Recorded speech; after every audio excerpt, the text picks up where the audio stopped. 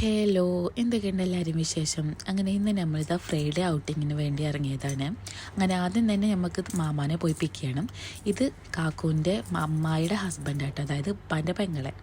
അങ്ങനെ മാമാനെയും കൂട്ടി ഞങ്ങളിതാ ഇനി വെണ്ടം മാളിലേക്കാട്ടോ പോണത്.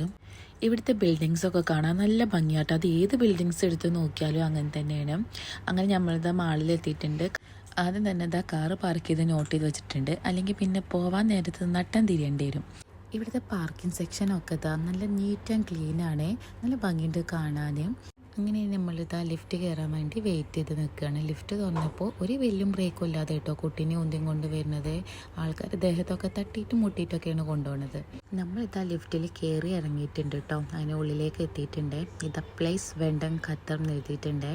മാളിനെ കുറിച്ച് പറയാനാണെന്ന് വെച്ചാൽ ഭയങ്കര സ്പേഷ്യസ് ആയൊരു മാളാണ്. അത് നിങ്ങൾക്ക് ഈ വീഡിയോയിൽ കാണുമ്പോൾ തന്നെ മനസ്സിലാവുന്നുണ്ടാകും. പിന്നെ അതിൻ്റെ അടുക്ക് വരുന്ന ആ ഒരു ഗോൾഡൻ കളർ വർക്കും കൂടി വന്നപ്പോൾ സംഭവം സൂപ്പറാണ്, നല്ല ഭംഗിയുണ്ട് കാണാൻ. ആ ബ്ലാക്ക് കളറിൽ കാണുന്ന ഒരു കൂടാരം പോലത്തെ സാധനമല്ലേ, അത് ലിഫ്റ്റാണ് കേട്ടോ.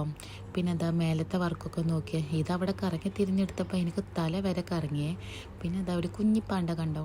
ഇയാൾക്ക് പിന്നെ നമ്മൾ എടുത്ത് നടക്കണേക്കാട്ടിലും കൂടുതൽ ഇഷ്ടം ആൾക്ക് ഇങ്ങനെ നടക്കണതാട്ടോ.